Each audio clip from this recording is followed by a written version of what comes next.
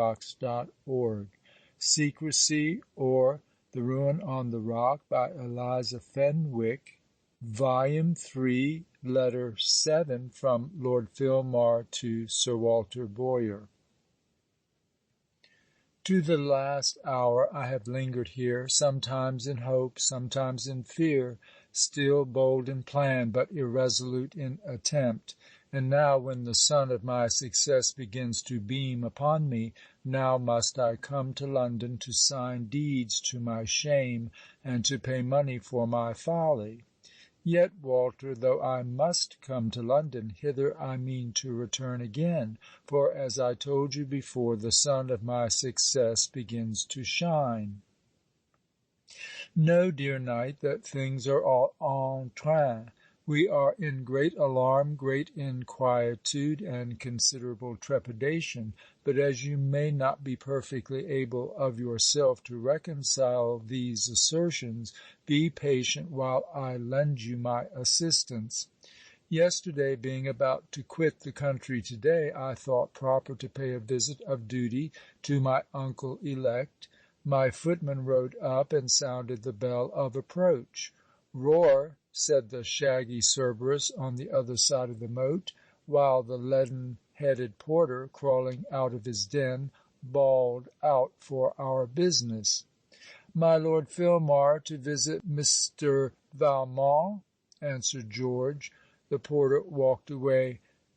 Damn the fellow, said I, he has not let down the bridge. No, my lord, replied George, and then I swore again.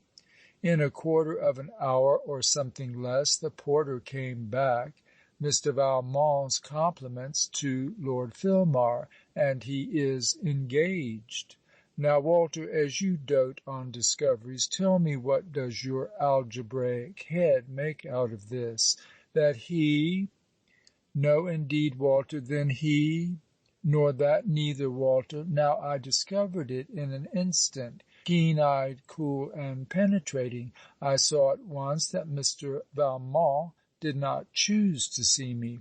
Ay, but why? That's quite another matter. Lord Filmar, said my father, you are the most impertinent, prevaricating puppy I ever knew in my life. My lord, replied I, bowing modestly, I am told I have the honour greatly to resemble your lordship. Sir, this is all going from the point, sir. Did you ever, beating time on one hand with a letter he held in the other, directly or indirectly talk to any one about Miss Valmont? Yes, sir. You did, sir. Fierce attitude. And pray, what did you say? I said, my lord, that Miss Valmont was a young lady. Mighty well, Lord Filmar, 'tis mighty well. Go on, sir. Ridicule your father for all his acts of kindness to you. Ridicule, my lord, is out of the question, but indeed I never shall be serious without knowing why, and your interrogatories of the last half hour are so vague I cannot understand them. You ask me if I did ever talk of Miss Valmont.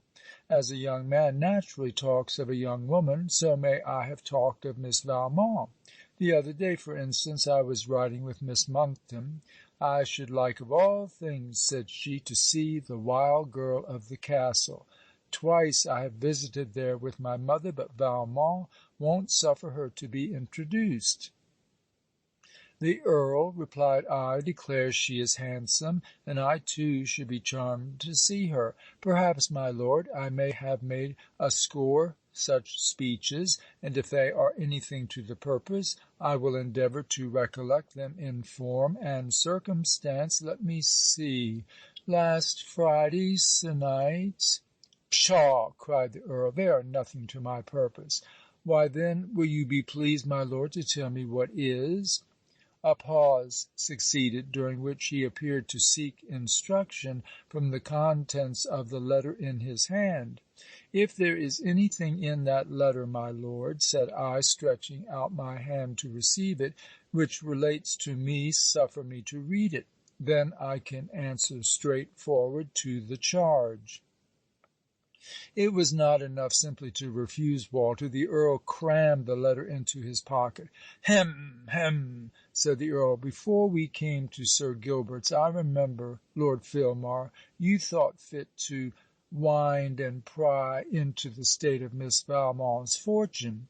Now, if you took upon you to assert anything to any one from that conversation, remember you told a falsehood, sir, an absolute falsehood. She has no fortune whatever, sir, not a penny. No fortune whatever, sir, not a penny, repeated I, slowly, and fixing my eyes on him. He had the grace almost to blush. Be that as it may, I never told any falsehoods in consequence of that conversation, my lord. I might have said, if I had thought proper, that you deemed 5,000 or 6,000 pounds a year a suitable portion for me, and meant to propose me to Miss Valmont. Oh, sir, if you mean to put your own construction on every unguarded, disjointed expression a man drops in conversation, you may make something out of nothing at any time. True, sir, the discourse was disjointed and unguarded enough, but the design was, I believe, perfectly regular. I am sorry, truly sorry, the plan failed. Has your lordship any further commands for me? Said I, rising. You are piqued, my lord, replied my father, drawing the letter out of his pocket. I have cause enough to be irritated, I am sure. My character as a gentleman is at stake. Mr. Valmont here makes charges against me which I don't quite understand. I held out my hand again for the letter, and he again drew it away. Nay, my lord, said I, but perhaps you would rather read it to me. The best information and advice in my power is altogether at your lordship's devotion, and if it is secrecy you require, I am dumb as the grave.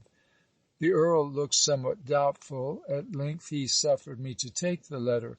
Now, Walter, read this letter with attention. End of section 41.